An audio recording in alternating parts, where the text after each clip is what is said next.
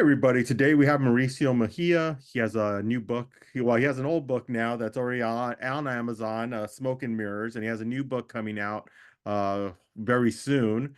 But we wanted to take some time and talk to you about what you've been doing, what you've been working on, not only the books, but everything else in general. But if our audience who may not know who you are, can you please let them know and fill them in about what you have done and where you're at now? Absolutely. Well, first of all, Michael, thank you so much for the opportunity to be here with you and to share my story. I'm very blessed and grateful for that. So thank you. Yeah, no, well, where do we start, right? Raised in Los Angeles, Highland Park, and got to grow up in the streets of LA and see a lot of things at a young age. And I decided, entrepreneurial spirit was woken up at a very young age, and ever since then, I can honestly say that in my lifetime, I've only had two jobs in my life. I've always been a creator, and that entrepreneurial spirit has always allowed me to build companies and things where I can not only just help myself but help others as well. And in that journey, being raised here in Los Angeles, there was two choices: either I go down, the streets and get involved in the gang lifestyle, or take a different path. And I was blessed to have given an opportunity to take a different path. Fell in love with nightlife and entertainment music at a very early age, and that's where it all started. The first book that you mentioned, Smoke and Mirrors, I wrote about my childhood and growing up and being that entrepreneur in the business entertainment lifestyle, and going from the streets to making my first million at 25, and then just really just taking off. I knew nothing but success from 15 till I say 32, because that was a pivotal change in my life. But the journey has been interesting so far. Well, and that's great to hear because I grew up in East Los Angeles too. I grew up right down the street from City Terrace Park. And you know what it's like to grow up in these neighborhoods where you had a choice. Like either you go a wrong route or you go the education route and you work your way up or find a way to do the dreams that you want to do. How Absolutely. important was it for you to be able to to take that, what you've learned in the community? Because you learn a lot that really does translate into the business world. How was Right. it to bring those experiences for you into the business world? So what I learned was survival, Mhm. growing up in the streets, right? Highland Park, what it is today, is not what it was when I was growing up. Today, I see people walking in flip flops there, and just they're Yes, very yes. different. I'm like, wow, these people are walking in flip flop, and it's changed a lot. And that's okay, good. I'm happy to see that there's been progress and a lot of change. But what I did with all of that street knowledge and that living on the, my mom was out there. She was a hairdresser, and she was working hard just to make sure that we had food on the table and a roof over our head, and that's for both my sister and I. So, I can't hold anything against her. I just have to see what can I do as a young teen. What can I do to contribute versus creating more chaos for my mom?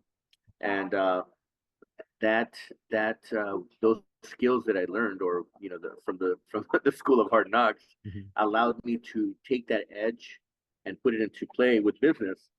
So and it's rough, right? Because when you start dealing with business people that are polished, right? Go through they go to these big schools, and they go through formal training.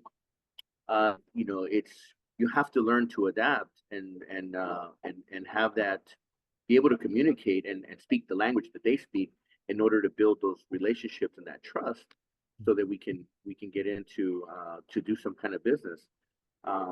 When I cut my first multi-million-dollar deal at 25, that was because I was able to build the trust of the people that were around me, and I had, and the mentors that were around me. So uh, what gave me the edge was the street edge, the things that I had learned, that guerrilla warfare in on the streets of doing promotions and marketing, branding.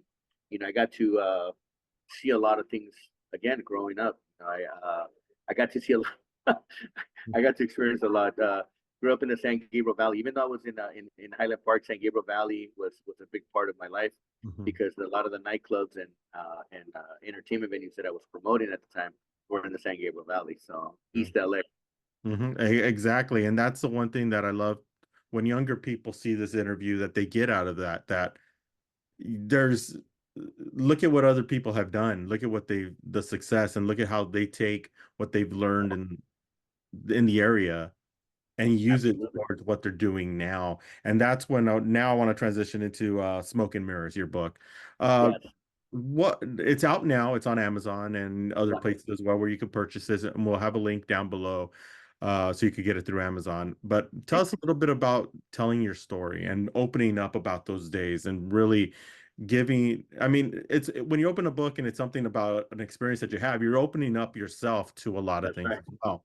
So tell us a little bit about the reasoning why you wanted to tell your story, especially in the nightclub industry and the entertainment music industry, Yeah. and doing that. Like, so thank you. Yeah, Smoking Mirrors for me was a therapeutic like session. It took me 2 years to write that book, and for me, it was I wanted to share my story with others because there was no during the we didn't grow up with social media, right? With YouTube and Instagram and all that stuff, so that we didn't grow up with that kind of stuff. And for me, the way that I was going to be able to communicate or share my story was through writing a book, and then eventually producing it into a movie or some kind of docu series of a Latino. One, the story even goes deeper. We're all immigrants, right? We're in this country. My parents came from El Salvador, and they wanted a better life for themselves. And when they had me and my sister, obviously they wanted to build a family here, and they wanted better for us. Now, there's no playbook for making a successful life anywhere. So but we were now here, and we were not going to go anywhere. So uh, again, part of that writing the book was therapeutic for me. So because I really channeled everything that from a child, from going through hardship, going through uh, traumas, life traumas, whether they were street traumas or family traumas, home traumas. We all have a version of traumas, and so the book was my like diary version. I never wrote, but I wanted to get the message out. So I sat down with a friend of mine who was a ghostwriter, and that's how it started. We basically sat down every week, once a week, and we started to write. It was like sitting with a therapist. Okay, let's start, and we just had a conversation, and then we translated it into the book.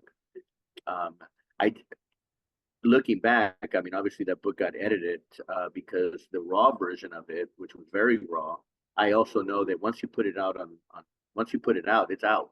Mhm. And But I didn't want to take out too much, and but it was something that was, again, I wanted to share my story with others. Why? Because I wanted to show others that if I could do it growing up in the streets of LA, right, one of the second largest city in the nation, New York being the first, and with all the things, the stories that are known about LA, if I could do it, I know that there's a lot of other young kids and adults too, from any race, that can get out of it. I focus on the Latinos because I am Latino, and I want to see our people develop into better human beings and better people to give back and contribute to the world. Yeah, and that's the one thing that I love is the fact that of what your message and what you're saying and what you've done. Especially since like growing when we grew up, it was a different world. Like you mentioned, there was no social media. There wasn't these outside influences that it was the weedy superhighway was our internet. And it's like and that's the way it was. Nowadays, kids are influenced by so much. They are bombarded by information at all times. Uh, and they get a bunch of different messages. And it's great to hear a message from you that is a firsthand response to what and how to do things because I don't I can only imagine growing up as a kid now with all this responses and not being able to discern what's a good way of moving forward and what's some ways to make adjustments. Right. Well, I mean, no different than when we were growing up, right? I mean, the generation that was ahead of us looked at us like we were a bunch of hooligans, right? Because either the music we were listening to or the influences. So it's just history repeating itself in a different version. So we're looking at things, and we're looking at this next generation that's coming up, and we really got to figure out ways that we can use what we've learned, and it's not and see how we can influence some of their decision making, so that they can contribute and be better people as we continue to evolve. Right? I mean, the world's not going to end because of this next generation. It hasn't ended yet, and I don't see it being that, but it's just creating a different awareness, right, in a different time. So for me, it's important. Again, going back to my book, is sharing that story and then helping change the mindset, right, of others so that they can make an impact and contribute and give back and give and pay it forward as well. Yeah. And with the business line, I mean, there's been a lot of changes in the way business is done now from when you for the last 40 years and the last 50 years. We've seen a change in the way business is done and the way you go into business, even as an entrepreneur. Yeah. There's the barrier of entry is lower, but it seems like it's harder in certain aspects. What do you see as a next generation or your prediction for the next generation coming off of your books of entering into an entrepreneurial field and being not only the fact that there's a various toolbox now where you don't have to develop your own tools in order to get there, but now it's certain aspects are harder, certain aspects are easier. For somebody who's younger, what advice would you give them if they wanted to go into the entrepreneurial field? So one that this kind of segues into the second book that I wrote was Decide, Commit, Execute, which is my business. It's more of a entrepreneur's guide. Hold on for a second. It's more of an entrepreneur's guide. This is not a get quick rich kind of thing. It's more of how to apply some of the tools, like you said, right? For me, I think that the kids, the generations that are up and coming, or even people that might be stuck, they can't let their dreams go. They got to keep dreaming big, and they got to want it. They got to want it, and in order to want it, they also got to put in the work for it. They can't just not put in the work. You have to put in the work for anything that we do. So people, this generation that they talk about how they're lazy or they're not as work. They're working differently than us. They're one of the things that I was taught by a mentor of mine is, Mauricio, don't be the hands that does the work, be the brains that controls 100 hands. So with that mindset, things tend to change. Yeah, exactly. And great response. I love that. And I think a lot of people are going Thank to you. take that and work it along with them. But now I want to get into that. Before we let you go, I want to make sure we touch on the new book that you're working on now, Inflict Power, the Architecture of High-Rise Thinking. Tell us a little bit about this book and the preference and the reason why you wanted to go into how you got into this book. So thank you. Yeah. So architecture of high-rise thinking. So I'll use this as an analogy. I'm here in the Intercontinental Hotel in downtown Los Angeles, one of the tallest buildings here. I'm a developer in Silicon Valley, so we develop high rises. And there's a thing about when you're in a high rise and you're looking from the top and you're looking down, not down at people, but looking down to things, right? You're looking at it from a higher viewpoint.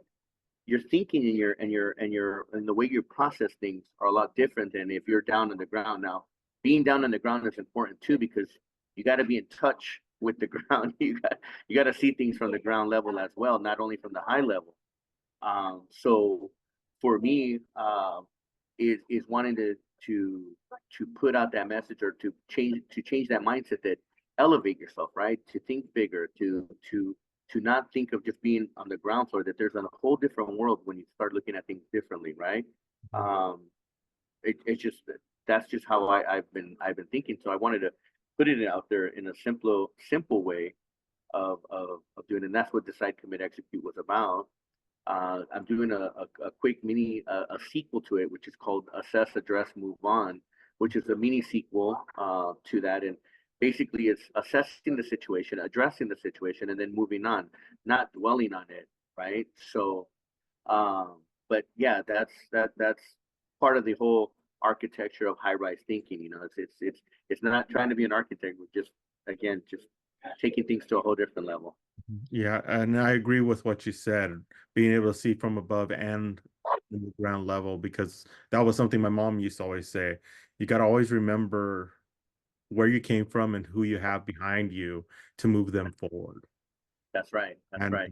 and I love what you just said, because that's the truth. Is like we Thank you. always got to be able to keep our eyes open on every level That's right. of That's this. right. Even in business, right?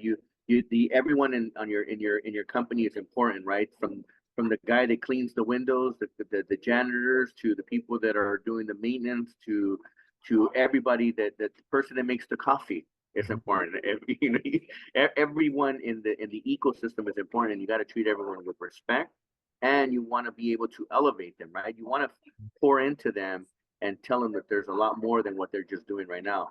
Don't be the janitor for the company. Think of being the owner of the company that then does, and then you continue that cycle upward.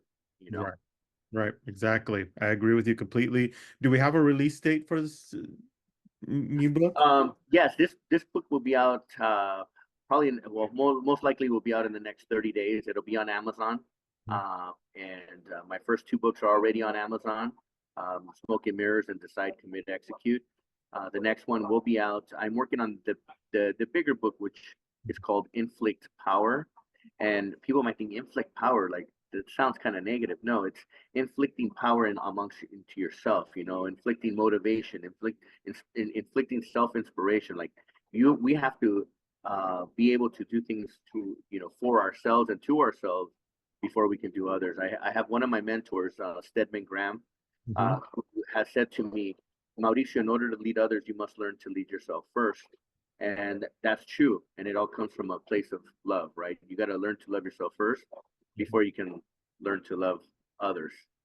So, Exactly. And last question before we go, do you have yeah. any seminars, anything that if people want to see and be a part of a conversation with you, do you have anything coming up that you could talk about?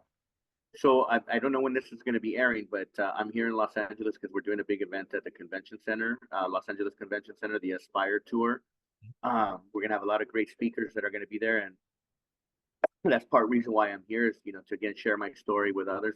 There's thousands of people that are going to be there where, you know, that's that's that's that's why I'm here, is to continue to share the message of, you know, hey, if I can do it, you can do it too.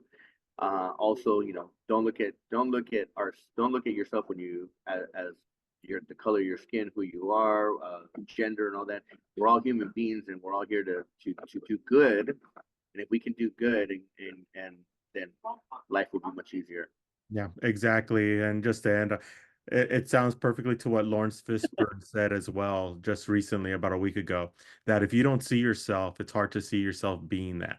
And that's why I think people like you um, doing this is so important, because if us as a community see somebody like you, it allows and inspires others to be like you as well.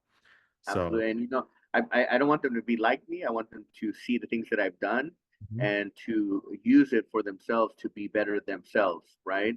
And because I'm a under construction forever, right? This is where Yeah, we're exactly. success is a road of under construction for a long time, and self development is, you know, there's no ending, right? It's a continuous journey. So I was told one day, success is not a destination, but a journey. So, you know, enjoy the journey. Exactly. Mauricio, thank you so much for stopping with us. We Yeah, really appreciate it.